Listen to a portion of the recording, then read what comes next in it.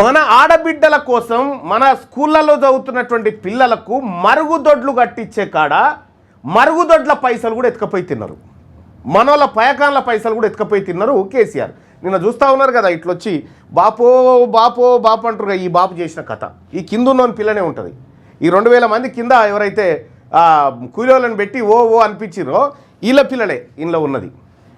ఈడ 2014-15లో హై స్కూల్లో బాలికల మరుగుదొడ్ల నిర్మాణం కోసం 1,05,00,000 కేటాయిస్తే అందులో 95 లక్షల రూపాయలు ఎత్తుకపోయారు. ఎవరు? కేసీఆర్ ముఖ్యమంత్రిగా ఉన్నప్పుడే.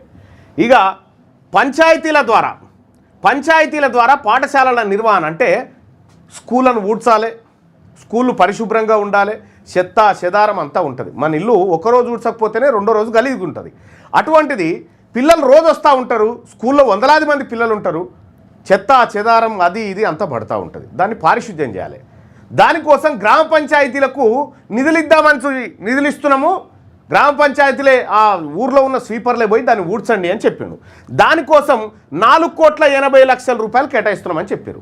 4,80,00,000 దానికోసం మేము ఖర్చు చేస్తామని కేసీఆర్ పెట్టి దాంట్లో ఎంత ఖర్చు చేసిండు ఎంత మిగిలించుకుని ఎరికేనా? 4,13,00,000 రూపాయలు మిగిలించుకున్నాడు కేసీఆర్.